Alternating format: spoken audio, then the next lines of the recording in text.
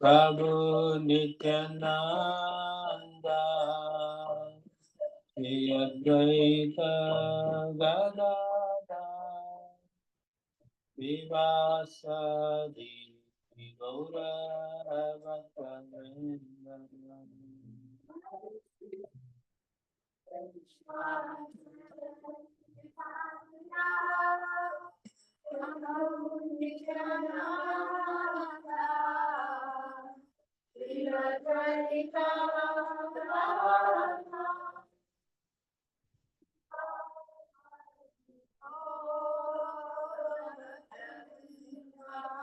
Jaya Shri Krishna Chaitanya Prabhu Nityananda Shri Advaita Gadada Vivasadi Gaura Bhaktavinda.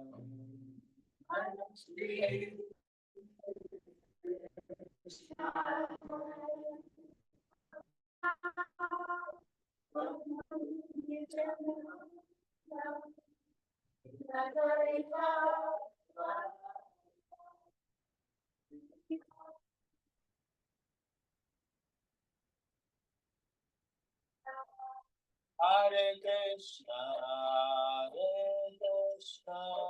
Krishna Krishna, Hare Hare, Hare Rama, Hare Rama, Rama Rama, Hare Hare.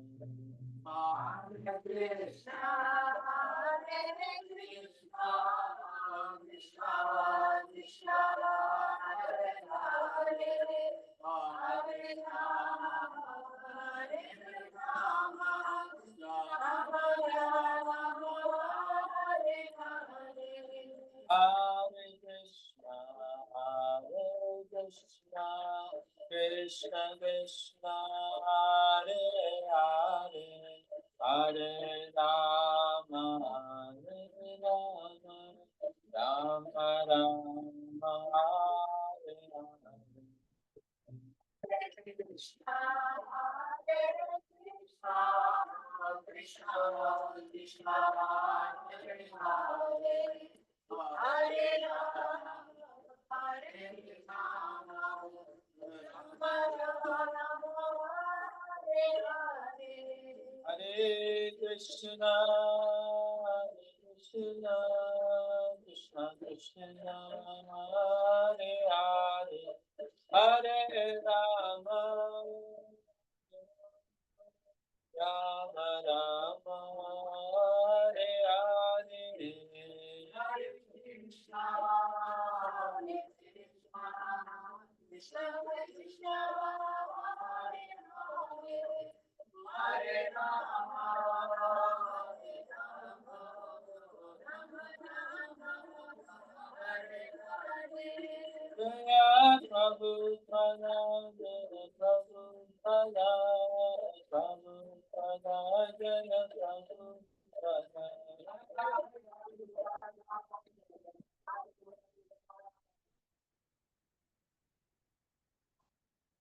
Prabhupada.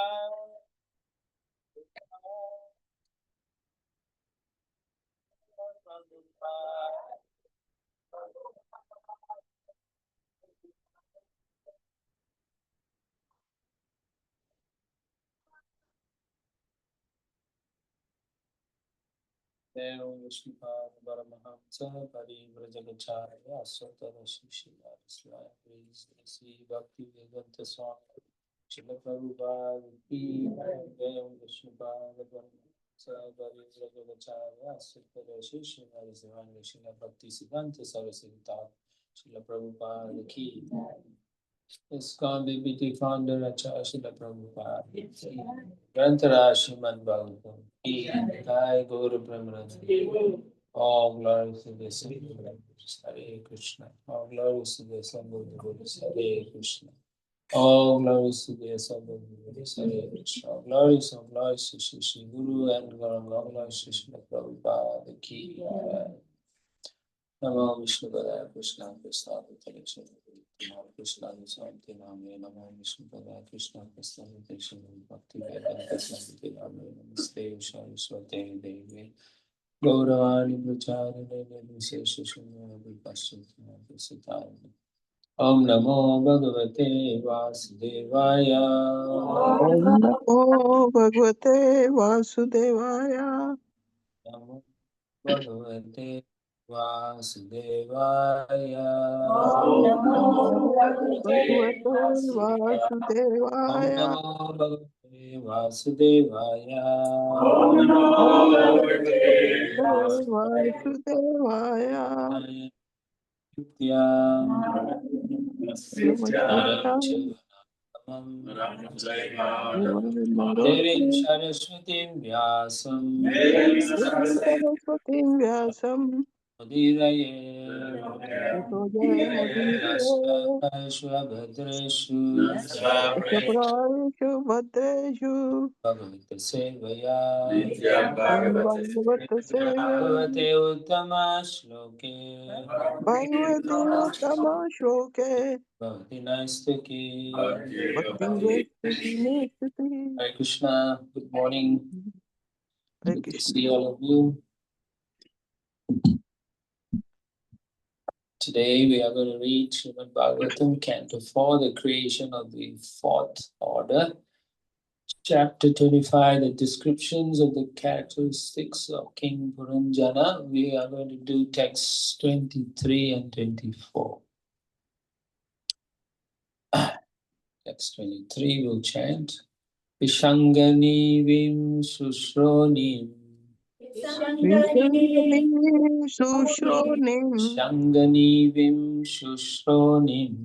विषङ्गनिं सुश्रोणिं Shyamam Kanaka Shyamam Kanakameekalam Shyamam Kanaka Shyamam Kanakameekalam Padvyam Kvanadvyam Chalantim Padyam पद्भ्यां क्वानाद्वयं चलन्तिं Padvyam Kvanadvyam Chalantim Padyam पद्भ्यां क्वानाभवयं चलन्तिं Purair Devatam Viva नूपुरैर्देवतामिव Purair Devatam Viva Nupure Devatam Viva Shangani Vim Susronim विषङ्गनिं सुश्रोणिं Shyamam Kanakamekalam वामं कनकामे Padvyam Kvanadvyam Chalantim Padyam Kanakameekalam चलन्तिं Purai Devatam Iva. नूपुरैर्देवतामिव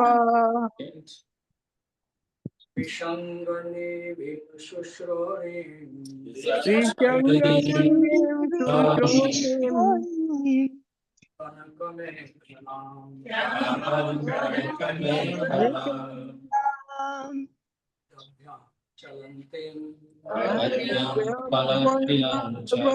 चलन्तिं नूपुरैर्देवतामिव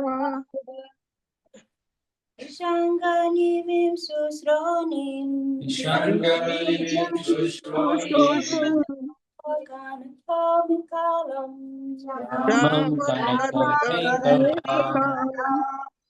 Padnadvyam Chalantam भयं चलन्तिं Devadamiva नूपुरैर्देवतामिव Vishanganivim susronim सुश्रोणिं Shyamam कनकामेकलां Chalantin भयं चलन्तिं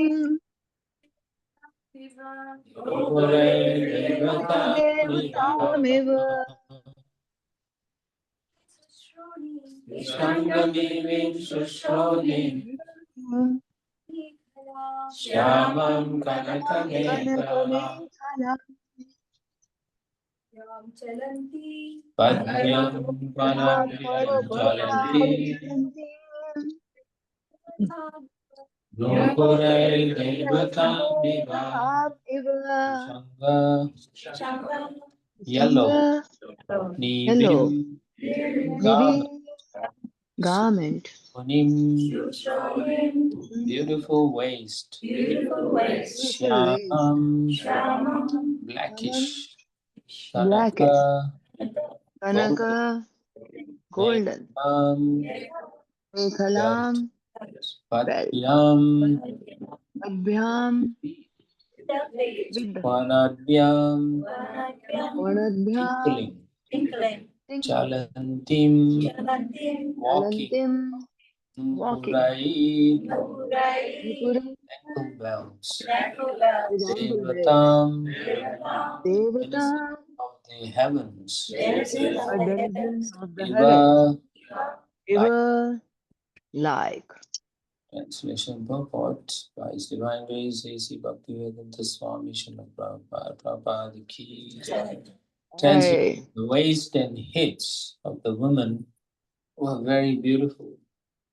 She was dressed in a yellow sari with a golden belt. While she walked, her ankle bells rang. She appeared exactly like a denizen of the heavens.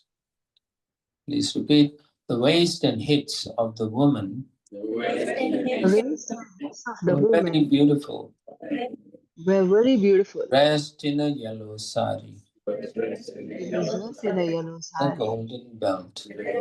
with a golden While belt. she walked, While she her walked, ankle bells rang. her ankle bells She rang. appeared exactly She appeared like a exactly denizen of the heavens. like a denizen of the heavens.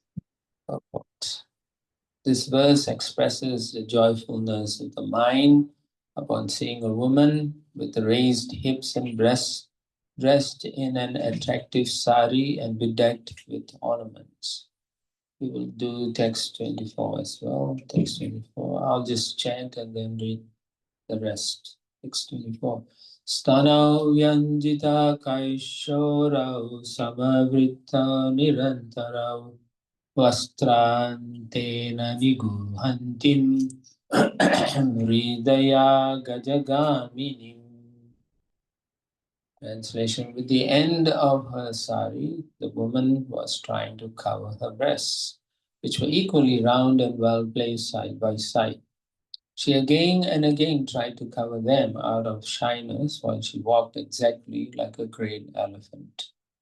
Purport: the two breasts represent attachment and envy, the symptoms of raga and dvesha, attachment and envy, are described in Bhagavad Gita 3.34. Indriyashindriyasharte ragadesha vyavastitau tayorna vasham agachat tau hi asya paripanthinau. Attraction and repulsion for sense objects are felt by embodied beings. But one should not fall under the control of senses and sense objects because they are stumbling blocks on the path of self-realization. These representatives of attachment and envy are very much unfavorable for advancement in spiritual life. One should not be attracted by the breasts of young women. The great saint Sankaracharya has described the breasts of women, especially young women, as nothing but a combination of muscles and blood. So one should not be attracted by the illusory energy of raised breasts and nipples. They are agents of Maya meant to victimize the opposite sex. Because the breasts are equally attractive, they are described as samavrittau. The sex impulse remains in an old man's heart also, even up to the point of death. To be rid of such agitation, one must be very much advanced in spiritual consciousness, like Yamuna Acharya, who said, Yat avadi mama cheta Krishna padara vinde navanava rasa damani udyatam rantumasit. Tad avadi bata nari sangame smaryamane bhavati mukha vikara sustu nishtivanamcha. Since I have been engaged in the transcendental loving service of Krishna, realizing ever new pleasure in him, whenever I think of sex pleasure, I spit at the thought and my lips curl with distaste. When one is spiritually advanced, he can no longer be attracted by the lumps of flesh and blood, which are the breasts of young women. The word Nirantarao is significant because although the breasts are situated in different locations, the action is the same. We should not make any distinction between attachment and envy. As described in Bhagavad Gita 3.37, they are both products of Rajaguna. Kama esha krodha esha Rajaguna samudbhavaha. The word niguhantim, trying to cover, indicates that even if one is tainted by kama, lobha, krodha, etc., it can be transfigured by Krishna consciousness. In other words, one can utilize kama, lust, for serving Krishna. When impelled by lust, an ordinary worker will work hard day and night. Similarly, a devotee can work hard day and night to satisfy Krishna. Just as karmis are working hard to satisfy kama, krodha, a devotee should work in the same way to satisfy Krishna. Similarly, krodha, anger, can also be used in the service of Krishna when it is applied to the non-devotee demons. Hanumanji applied his anger in this way. He was a great devotee of Lord Ramachandra, and he utilized his anger to set fire to the kingdom of Ravana, a non-devotee demon. Thus, kama, lust, can be utilized to satisfy Krishna, and krodha, anger, can be utilized to punish the demons. When both are used for Krishna's service, they lose their material significance and become spiritually important. ज्ञानतिमिरन्दस्य जनञ्जनशलाकाय चक्षुरुन्मिलितं तस्मै श्रीगुरुवे नमः मुखं करोति वाचालं पङ्गुं लङ्घयते गिरिं यत्कृपातमहं वन्दे श्रीगुरुं दीनतारिणं परमानन्दमाधवं श्रीचैतन्य श्रीकृष्ण चैतन्य Nityanand सवोदितवदोदि पुष्पान्त चित्रसान्वितं Hare Krishna. Hare Krishna. Guruji. Amanuji also. Now I'll see. Okay, so reading these purports, King Puranjana's adventures, particularly today's purport, it's like a soft porn, that sometimes you read in novels and so on. They are not so explicit, but very implicit. And so it allows the person reading or to start to think about all these things. And therefore they fall victim to their own mind and then eventually to their own senses. So here Prabhupada explains how this attraction and repulsion for sense objects are felt by all the living entities in this material world. All of us, we cannot say, unless you are elevated and become spiritually advanced. Otherwise, we will always feel this attachment and you can say repulsion. Or it is actually the same thing. Arjuna was attached to his family in the battlefield. So because he was attached, he could not fight. And because of the attachment, he became repulsed. He had a repulsion towards fighting. He didn't like that. But if you look carefully, it is the same thing. Because of his attachment, he was repulsed. It's not that he was repulsed, then he became attached. So Prabhupada also says that they are actually the same thing. But this attachment and this repulsion or this envy, they're not good for our spiritual advancement. Attachment to material things, they are not good actually. Why they are not good? Because they are not seen to be connected with the Supreme Lord. If the material things are seen to be connected to the Supreme Lord, then it's okay. But in general, mostly, you can see anywhere you go, mostly it's always connected to the sense enjoyment. When we say sense gratification or sense enjoyment, we're talking about the individual feeling happiness in consuming some product or some person they're enjoying. But in reality, if we think carefully, because we are all devotees, we are practicing, we should understand that everything in this world is actually an expansion of the Lord's energy. Nothing is independent of the Lord. It is not possible for anything to exist without the Lord. Even this microphone and so on. If the Paramatma is not in there, for example, this metal cannot exist as metal. Although it can exist as the original element, but it cannot come together if the Paramatma is not there. Similarly, we can't maintain this body if the Paramatma is not there, sanctioning and permitting. Padrasamantascha Bharta Bhakta Maheshwara. He's there, saying, okay, you deserve this, you don't deserve that. Yeah. It is important for us to see the relationship, how the Lord is everywhere. That's why in the 5th chapter we see also for one who's very advanced, Vidyavanasa Sampani Brahme Gavi Hastini Swabhakta Sunichai Vacha Pandita Samadarshana. What is that Samadarshana? That he can understand. For us, we may not see the Supreme Lord everywhere or the Super Soul in everyone's heart, but at least we should see that everyone is part and parcel of Krishna. When Prahlad Maharaj was confronted by Hiranyakashipu and said, do you see the Lord everywhere? And when he looked around, he saw he saw the Lord everywhere. Everywhere he turned, he saw the Lord. And he said, yes. And so Hiranyakashipu got very disturbed. Then he said, can you see him in this column? And then when Prahlad looked at the column, the Lord is there waving at him. Hey, I'm here too.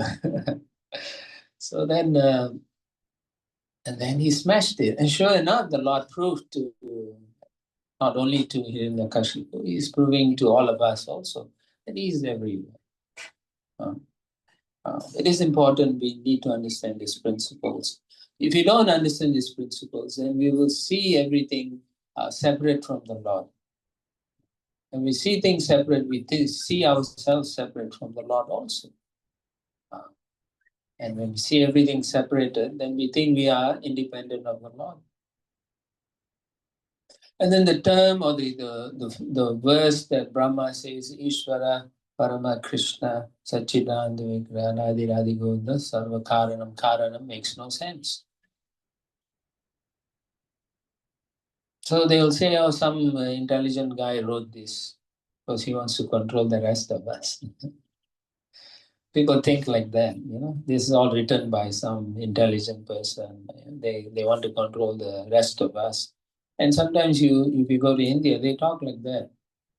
They say religion is used to control the masses. And when it's very attractive, then they say religion is the opioid of the masses also. Right? They feel comfortable, they don't have to do. But you know, all that is okay, you know, people want to say that. But for us, we are practicing. We have accepted this process. We have this path to understand what pure devotional service is. So we have to see Krishna everywhere.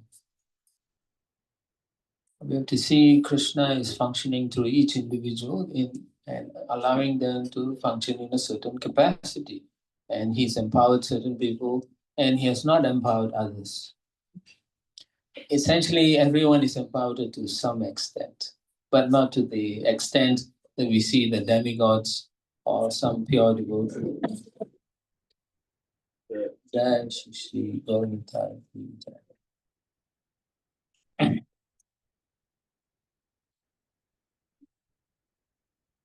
Yeah, so and because of that, we should not become bewildered by material things in our lives. We get easily disturbed. You can see when you walk into a shopping center, or even if you go through, like I go through the airport, people are always bewildered, one thing or another, right? A new gadget, everyone is gathered around looking at it. Something fascinating. It fascinates the intellect, it fascinates the senses. And of course, the acharyas, they all have gone through all the difficulties that we are going through. And they have gone beyond that, and they can see where things are and how they are connected to the Supreme Lord. And so when they see, in this case, the purport Srila Prabhupada says, what Shankaracharya is saying that, he doesn't see a woman anymore or their breasts, he just sees the muscles and the blood. Right. So if you look like that at every individual, then you won't be attracted to anything anymore. There was once an exhibition, I think they still go around, where they have cadavers, the body, and then they preserve the body of the human beings and so on. It was in many museums. They were going around the world just to show how the human form body is. And pretty much you see the skeleton and the muscle and the blood vessels. It is disgusting. Yeah. And then similarly, there is in the Science of Self-Realization book, there is the beauty in the pots. So this young man, he encounters in his journey, he sees one so beautiful looking lady, so he approaches her and says, I want to know you better, I want to marry you, and so on. And then this young lady was very advanced in her spiritual life. So she tells him, give me 1 week and then we will meet. Then you come to my home. And so she tells him the address, she texted the message. Yeah. So, so then a week later he comes, and then when the door opens, it's a very gaunt, skinny-looking, almost very disheveled, unhappy-looking kind of person, almost sickly, pale, placid, and so on. And she said, yes, welcome. And then he said, no, I'm looking for so and so. She said, I'm the same person. Then he said, no, the person I saw was very beautiful, you're not the same person. And she said, you're missing the beauty. And he said, yes, I saw her so beautiful, now I miss her, I have the beauty, you want to see where the beauty is? And then he says, yes. So she takes him to the backyard, and she has several pots. And then she opens up, and it stings like anything, horrors. And then he says, what is this? What are you doing this to me? Then she said, yeah, you only like the body, you don't like the person, it seems. He said, what are you talking about? He said, yes, you when you said you liked me, you said you fell in love with me. Then I realized it was just the body you were in touch and in love.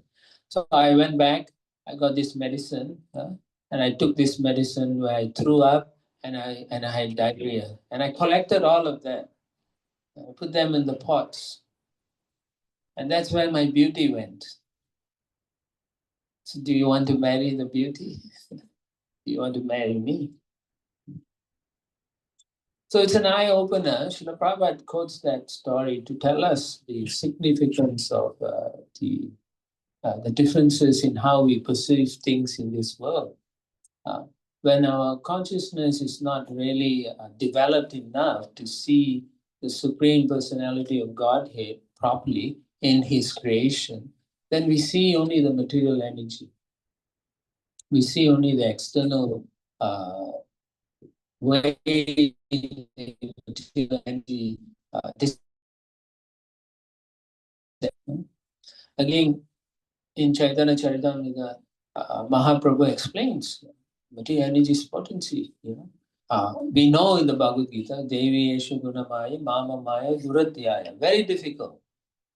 When Krishna says Duradhyaya and very difficult, it's actually insurmountable. It is not possible to overcome the material energy. Why? Because he has invested how much of his potency. It says,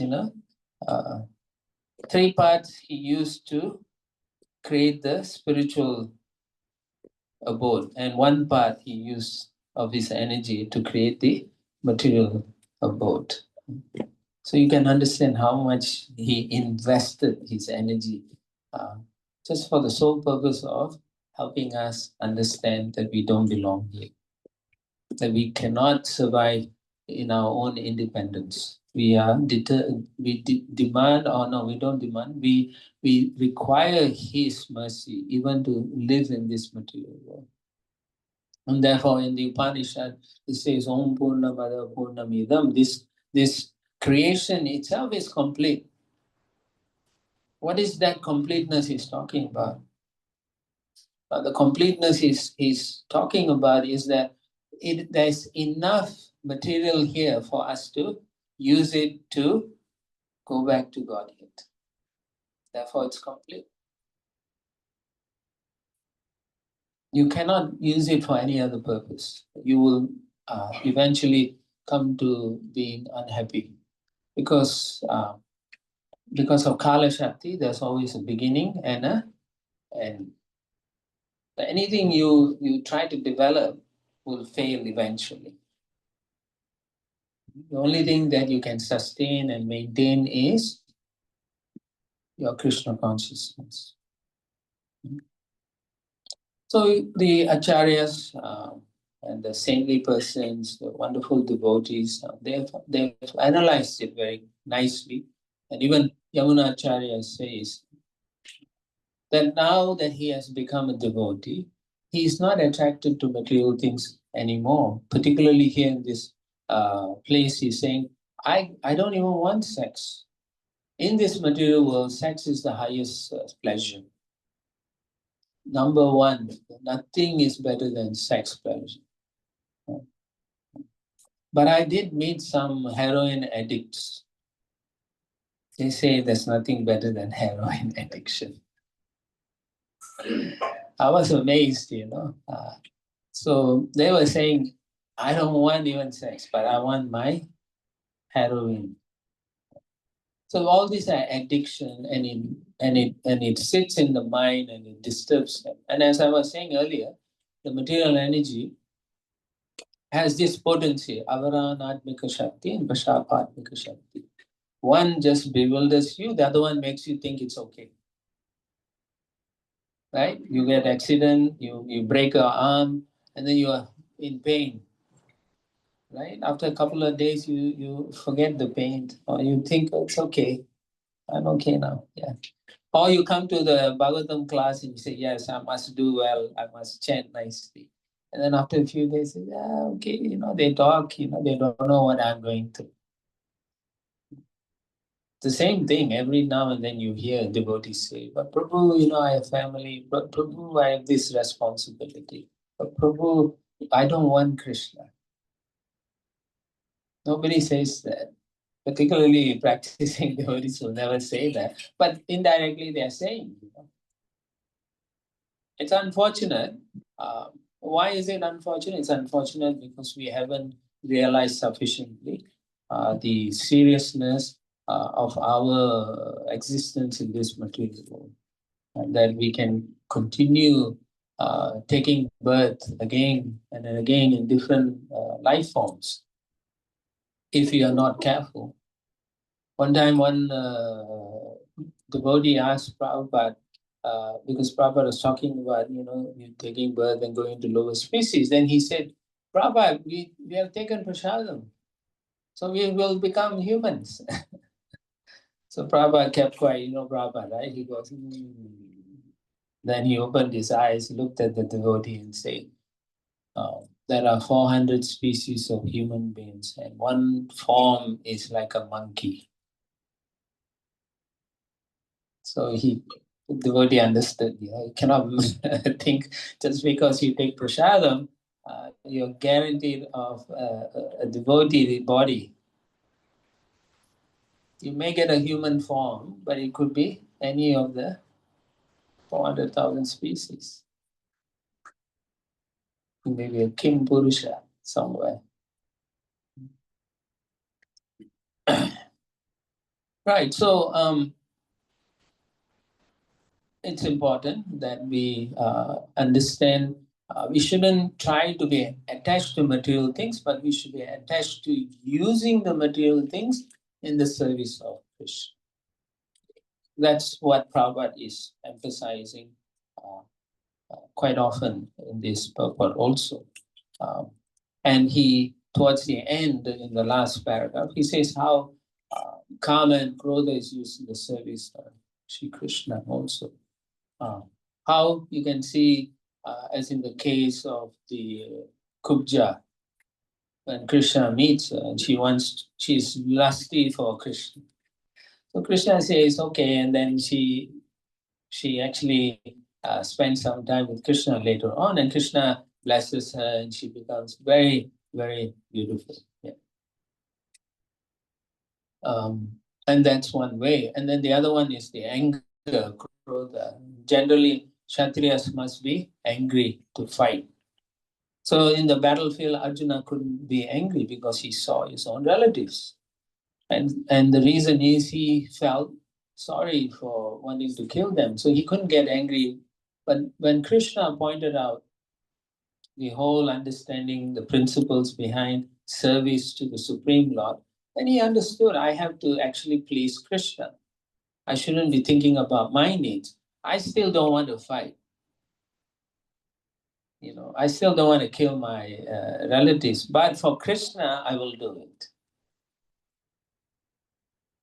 For Krishna, I'll get angry. The difference, completely different, 180 degree. For Krishna, okay, I'll do this.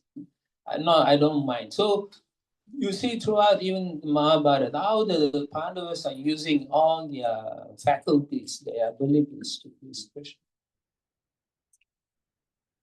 And again, in our own Krishna consciousness, Srila Prabhupada very nicely, very kindly have engaged all of us how to use our propensities in the service of Krishna. Otherwise, we will be attracted by our senses and sense objects that we see. Right? And we have to become very intelligent about it also. We have to recognize when it is positive influence and when it's a negative influence in our own daily sadhana practices and approaching Krishna seriously. Ye samsparsha javoga dukayonaya evate adyantavanta konteya nate ramate shuramate. Thank you. Konteya, at the end he says, that means Nate Ramate Buddhaya. So the intelligent person who's supposed to be intelligent means you are a devotee. Okay. That means you're practicing properly, and so you understand I should not be investing in getting pleasure out of the sense and the sense objects. So one who is very intelligent, he understands if I take part in the senses, what is the outcome? The outcome is misery. So intelligent person knows if I enjoy too much with this sense or that sense object or whatever, eventually I'll become miserable. Even some things like, mostly in a couple more months, Apple will come up with a new iPhone. It's the same iPhone, but they add something extra. And then everyone will go running after that. Yeah. But after 1 year, they will feel miserable with the old phone. Then the kids will come to the parents and say, I want a new phone because my friend has a new phone. So the parents become miserable. Yeah. It is like that. That is how life is. Krishna makes it very clear, that everything in this material world, if you find some pleasure, it has a beginning and an end. Adyantavanta Kontaya. It's a beginning and end. So we cannot run away from this. We cannot pretend I close my eyes. I will become an ostrich, right? When the ostrich is in certain difficulty, what does it do? Put the head in the hole. And then out of mind, out of sight. I'm okay, I'm safe now because I can't see the danger anymore. So as practicing devotees, when we adopt such a lifestyle, then we are actually walking into a slaughterhouse. Material energy is waiting to chop our heads off, kick us. So it's important. Srila Prabhupada also mentions many times in this that, all these things that we go through, is because we see things, for one thing, as I mentioned, separate from Krishna. And then, therefore, when we identify with those things through our senses, everything appears to have dualities. Is that Icha, Dvesha, Samatena, Dvanda, Mohana, Bharata?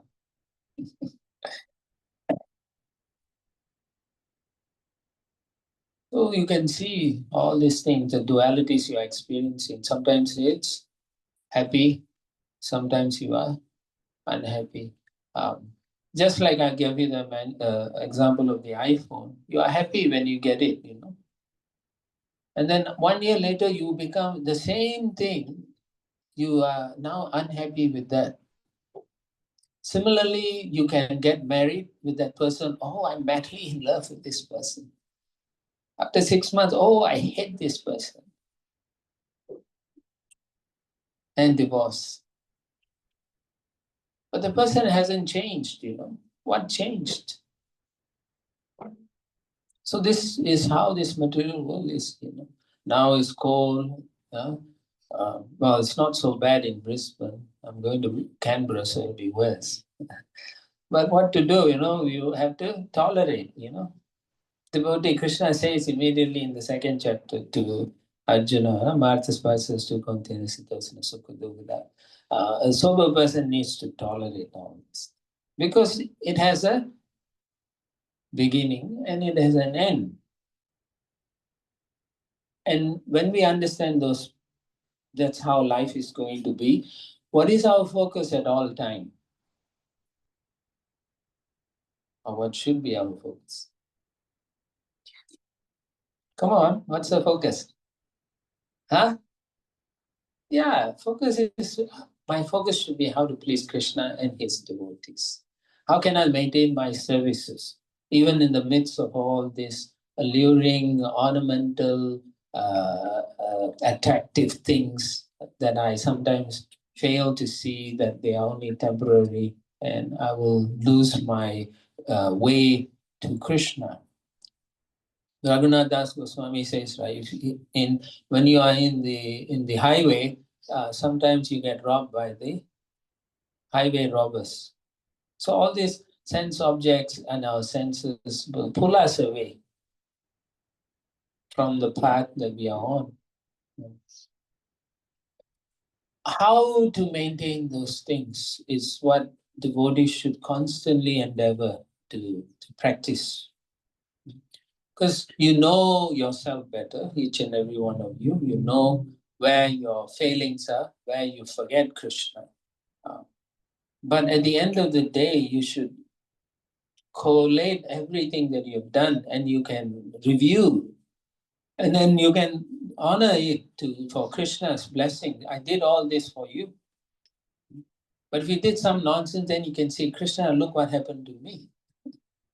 I fall and pray again. Again, I've made mistake. You kindly help me. That kind of appeal to the Lord must be there in our practices. Because if you don't appeal, then you're thinking you're the controller again, which is another trapping.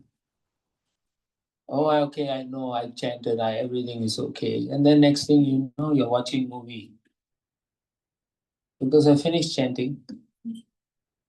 I went to the temple, I did Aarti, Seva. Now it's my time. Why is Krishna, why would he get angry? He knows I need break, right? Sometimes the spiritual master comes and devotees run to serve him, After 3 days, when the spiritual master goes, the devotees all will say, oh man, that's so tiring, I need a break. But that's our constitutional position, to be always serving, but we want a break to go into the material energy. And then they'll be all driving, say, where you're going? Oh, we are going for the Gold Coast to have a break. It's meaningless sometimes, when you think about it. When you become intelligent, you realize how much a fool you are. And you realize, this is not what we actually came for, right? Each of you have come to Krishna consciousness for what purpose? What was your goal when you came and you took initiation? Why? It's not a fashion, was it? No. What was the reason? To be a humble servant of what? Yeah, to stop this and thank you. Yeah. You don't want to stay here. You guys are still holding on. All these anchors,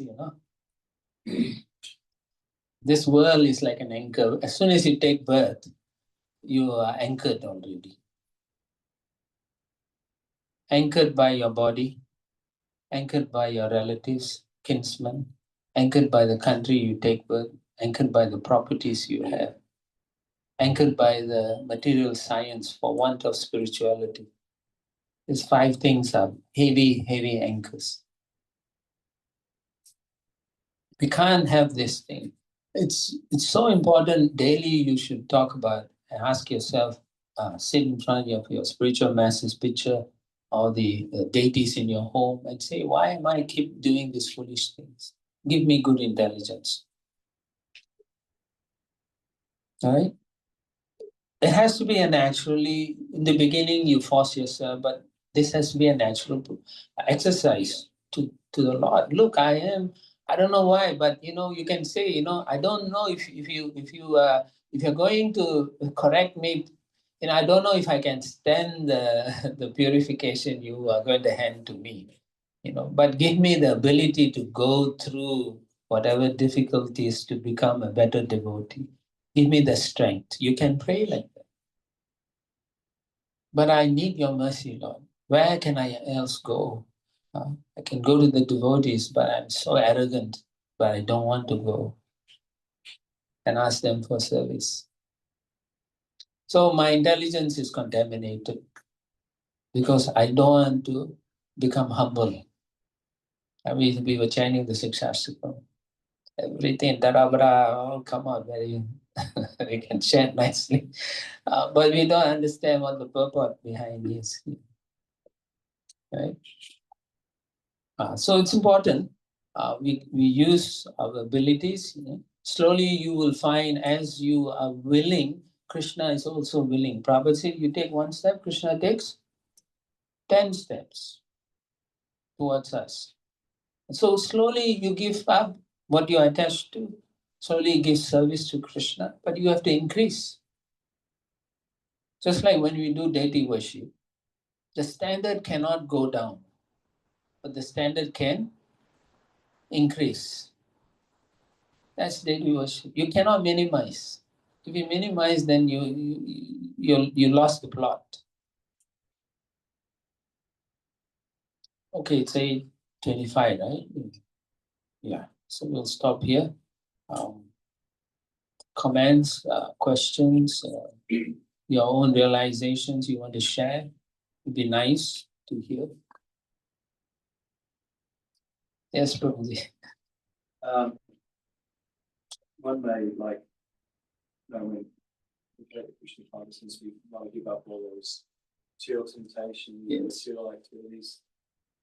And but later on, enter the Grihastha ashram and you have kids, and although you're like kind of strictly practice yourself, do as much service as you can, which you've got kids who are Exposed. yeah, they're not really running to the temple, so they want to do all sorts of things, go to the theme parks, go to movies, restaurants, bike riding, whatever. So as a parent, you find yourself doing a lot of these activities. I was just saying to the ladies the other day, and we go over that, but you can sometimes see some of these things. It's like I've been on some of those big rides at the theme parks, scary rides. But sometimes I think, well, it's actually a wonderful opportunity to be really Krishna conscious, even though you don't really want to do it. The kids are dragging you on, but it's so sort of scary and mad. You end up chanting Hare Krishna at the top of your lungs, while you're going around on this crazy ride. Yeah. But at the same time, it seems like you can't just say to the kids, "Well, I'm not doing any of those things because it's all mine." You've got to Balance. be involved to a certain extent. What would you like to say? Okay. Our movement is very young. It's still 50, 60 years old. So there are many areas we haven't really understood properly. Collectively, we haven't thought about it. That's one aspect of it. The other thing is there are many intelligent devotees around the world. They have got together. Instead of sending their children to the outside world, they have started their own, what do you call that, homeschooling, and a system where there are many successful parents with the children. So they are not exposed to their friends who want to do this, and then the kids will feel I'm missing out. At that tender age, they are easily influenced, and unfortunately, although we want them to be pure devotees, we are exposing them, just like in the seventh canto, in the Gurukul of Prahlad Maharaj, right? They were all demoniac, but Prahlad Maharaj converted them to pure devotees. So similarly, we send our children to a asuric environment, and we expect our children to be like Prahlad, but it's not possible, because they also have their karma and so on. And as parents, we take that risk. And after that, who are we to blame? Do we blame the society for the rules and the regulations, or do we blame our choices? So it's a difficult scenario, exactly what you said. It is difficult. My point is we need to think more deeply. Devotees should get involved and come up with a system where it helps the younger generation to make, at least they have the knowledge when they grow up. They can say, I want my senses to go wild, or I want to become Krishna conscious. They cannot say my parents didn't give me anything. They say they've given me education, now they've given me my choice. They've given me enough love. But when you give them exposure to the material world and they see all kinds of joys through different sense objects, and then you deny them, then it becomes a conflict. Then you like, I have to be part of it. So, and so there are some parents, what they do is, for example, the kids go to school, they come and say, Mama, there's a wonderful movie, everyone's watching, I want to watch. Then the mother, I know some devotees, they say, they check out the reviews, they go and watch it themselves, and then if it's okay, then they take the kid. Otherwise, they tell the kid, there are problems with this show, and you have to understand why I'm saying no. Otherwise, it's like that, you know. I gave this example. I'm not sure whether it was here or in a different city. That there was a parent, couple. This is a Christian thing. So they were taking care of these children, two boys, and then boys are always running, jumping everywhere. So, so the mother had to go out of town for work. So she told the husband, can you take care? Can you cook breakfast and all? And he said, no problem. So he said, I can take off and take care. So he stayed home and he's cooked for the kids. So then one day the kids came and said, Papa, we want to go and watch this show. But the father knew that show had a lot of sex scenes and their young boys say, no, it's not good. And it has sex in. Then the boys, no, it's just a little bit only, not so much. We want to watch the show. It's a very good show. And so the father said, okay, let me think about it. And by the way, I want to cook for you all some brownies. And the boy said, brownies, Dad? Yeah, yeah. Hey, Dad's cooking brownies. And then they said, and they were watching TV. So the dad made brownies.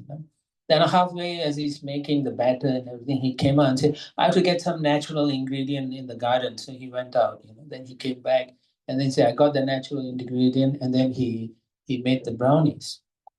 The brownies were baked and there's chocolate on top, so glistening, wonderful, so decadent.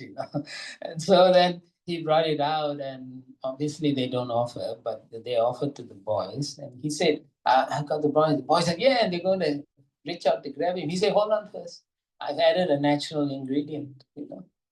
And then he said, and they say, yeah, it's okay, but give us the brownies. And he said, no, don't you want to know what the natural ingredient is? They said, okay, Dad, what is it? He said, I went outside and our dog, I took the poo of our dog, just a little bit, a tiny bit, and I mixed it in the batter. It's all mixed there, so don't worry about it. It's just very tiny. So, okay, go ahead now, you take the brownie. The boys refused to take the brownie. I say, why? I say, but it's got dog poo in it. But I say, well, it's just a tiny bit. And then he said, so it's the same with the movie. It's a little sex. It's the same thing. So the boys, accepted that. So choices a parent makes in the long run, has consequences. Now, as I said, our movement is growing. So parents have to become more innovative. Like you said, you went through the what is that? Roller coaster. Yeah, so then you just chanted, but most kids scream their life out. Yeah. The very first time when I went to America, one of the devotee parent, he was taking his kids to Seven Flags or Six Flags, whatever they call it, those rides and so on. So this ride, it will take you all the way to the top, It's like, I don't know how high it was, like 135 feet or something. And then it'll drop you, and then you just plunge to the ground and then it'll stop you at the end. So all the kids were doing it and I was just sitting and watching, Then the father said, no, you have to try once in a lifetime. You must try this. I said, no. He said, no, you have to. He was a temple president. And then so I said, okay, I'll only try one ride. So he said, no, you try this thing. So my God, it dropped and I was like, I didn't scream, but I was like, what am I doing? And I said, and I was thinking as I was plunging, how is this enjoyable? How are kids nowadays enjoying this? You know? But that's the reality. That's what they are enjoying. So yeah, you have to balance and see. If you raise your children very well, and if they have good karma, they will listen to the parents. If you raise the children very well and they're bad karma, they may not listen to you. If they are asuric by nature, then you have to give them as much Krishna consciousness as you have. But you have to understand, my child is an asura. That he or she will go and do some nonsense in the future. It's important, you have to, but you do not treat them like a asura. Yeah. You give them love and affection, but you have to recognize this. It's many of you, I remember another, you will like this also. One of my friends, devotee, he had a child. So he came running to me. Look, my child, it's a demigod, demigod. Then I was traveling. 10 years later, I went back and I say, how are your kids? Demons. Demons. And then now another 20 years later, how are your kids? Oh, they're okay, they're nice, they're okay, they're doing their own thing. They won't be devotees. So reality, you must be real in how you approach problems. But in all situations, all cases, you must always connect your difficulties, your happiness, your challenges, everything with the Supreme God. You have to come and talk to them. If you fail to do this, then you're not actually connecting your life with Krishna. Nirbandha Krishna Sambandhe, everything use it in Krishna. If you don't, this is another useful tool. Have a journal. Write a journal to Krishna or Radha or Gaurnita, right? Dear Krishna, today I made a big boo-boo. Things like that. As you write, you see yourself. You become a servant. You truly understand what the servant of Krishna means. Spirit, soul means, okay? Anyway, anything else?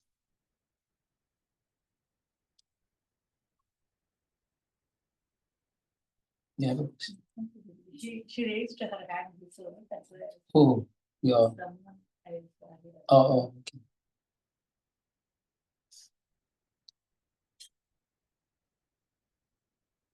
All right. Thank you very much. Srila Prabhupada ki jai, Srimad Bhagavatam ki jai, Thai Gaur Premanandi.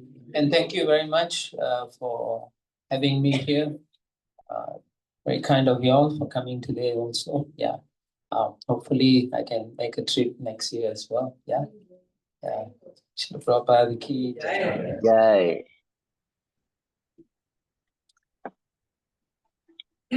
Is Radha Krishna Prabhu ki Jai. jai.